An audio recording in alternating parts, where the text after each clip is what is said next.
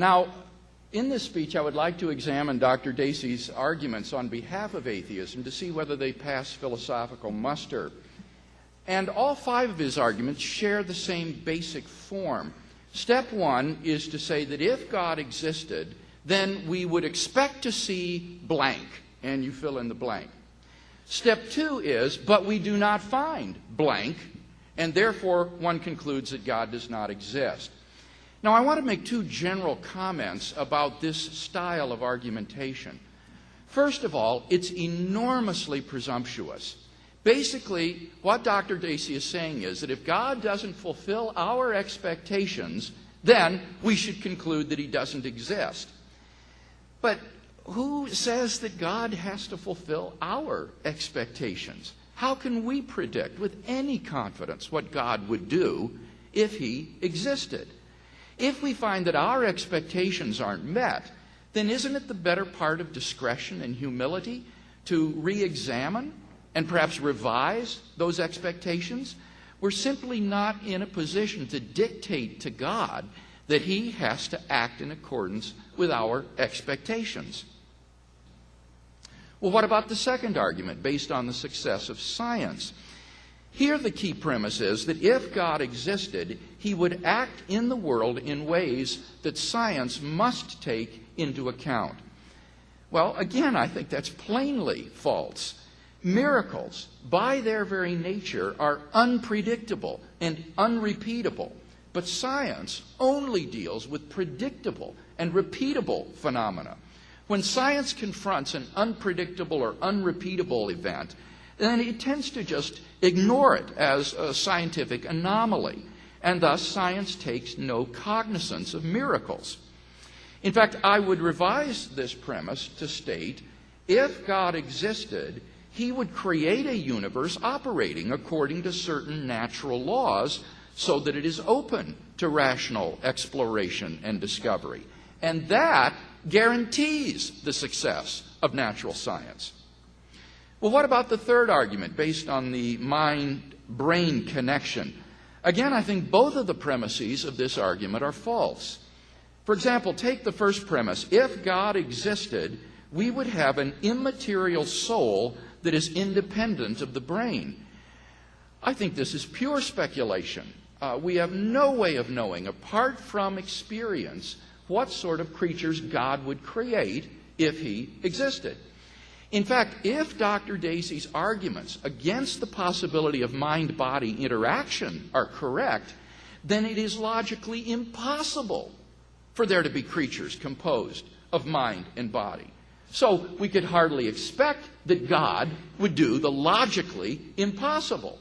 And thus, if his arguments for his second premise are correct, then the first premise is necessarily false. And so this argument is literally self-refuting. One premise refutes the other.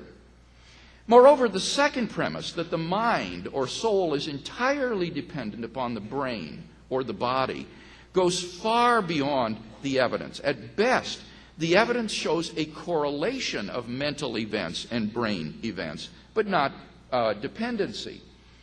Worse, though, this premise is self-defeating.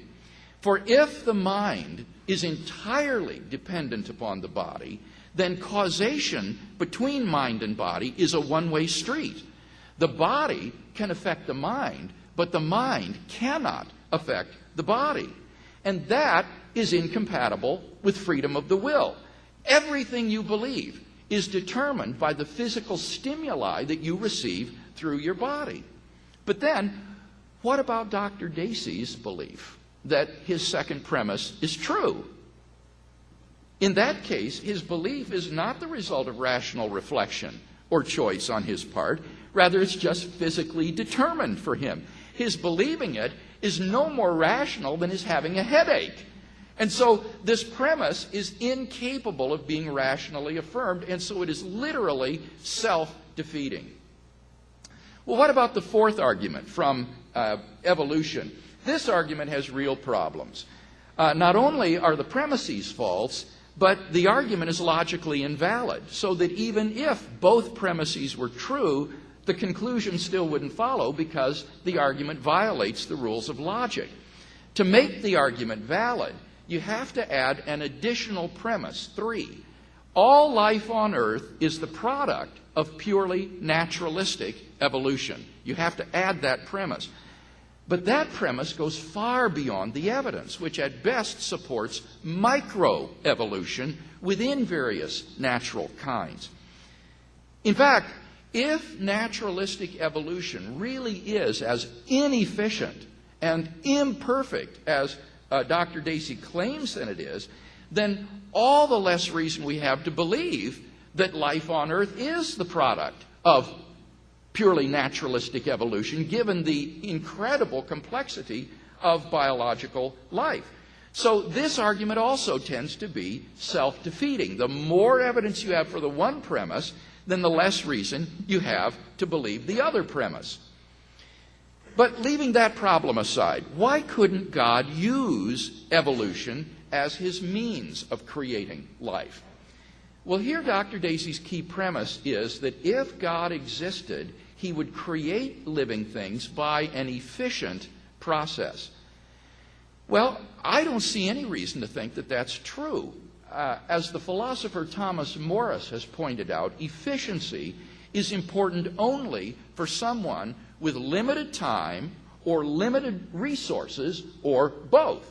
But God has unlimited time and unlimited resources at his disposal. For such a person, efficiency is just no big deal. So I don't have any confidence in Dr. Dacey's assumption that God would not use evolution as a means of generating biological complexity.